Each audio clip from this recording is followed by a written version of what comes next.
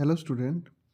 Bacterial cell जो है उसमें जो आउटर बाउंड्री है उसको हम कैप्सूल कहते हैं।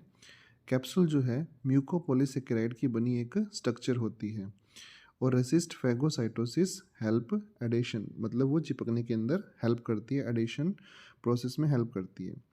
उसके बाद दे रखा है सेल मेम्ब्रेन, ऑस्मोटिक बैरियर है, ट्रांसपोर्ट में हेल्प करती है, एंजाइम और सिस्टम एज माइटोकॉन्ड्रियन।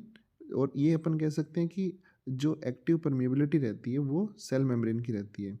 और जो ये लिखा हुआ ना माइटोकॉन्ड्रिया, तो इसमें अपन कह सकते हैं कि इसकी जो मेम्ब्रेन है वो अंदर की तरफ फोल्ड हो जाती है और फोल्ड होकर क्या बनाती है, मीजोसोम बनाती है। तो वो एज ए उसकी तरह वर्क कर सकता है। और उसमें यानी इसके फंक्शन तो बहुत सारे हैं, लेकिन आप याद रखें यहाँ पर रेस्पिरेटरी सिस्टम से रिलेटेड जो फंक्शन है वो मीजोसोम करता है। प्लाज्मिड यहाँ पे एक्स्ट्रा क्रोमोसोमल डीएनए है जो इसमें प्रेजेंट रहता है।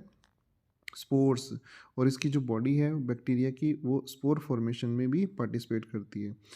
तो concentrated bacterial DNA surrounded by coat metabolically inert to live in condition bad, यानी जो बैड कंडीशन है या फिर अपन कह सकते हैं अनफेवरेबल कंडीशन है उस टाइम इसकी बॉडी जो है वो स्पोर फॉर्मेशन करती है।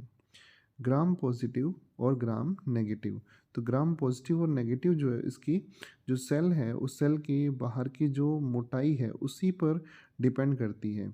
यानी मेनली पेप्टिडोग्लाइकन का बना हुआ जो थिन लेयर रहता है उसी के ऊपर ये डिपेंड होती है, जिसमें नैग और नैम दो चीज़ें हैं।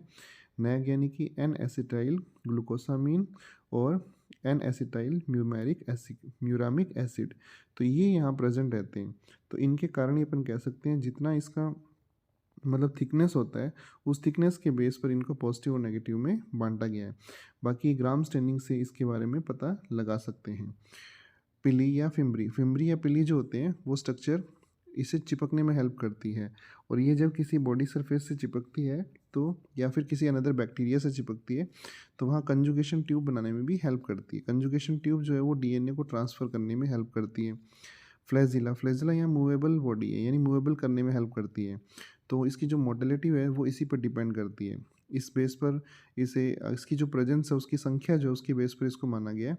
मोनोट्राइकस जिसके सिंगल है, लोफोट्राइपस जिस पे एक साइड में बहुत सारा यानी गुच्छे जैसी स्ट्रक्चर प्रेजेंट है, पेरीट्राइकस का मतलब पूरी बॉडी के ऊपर प्रेजेंट है।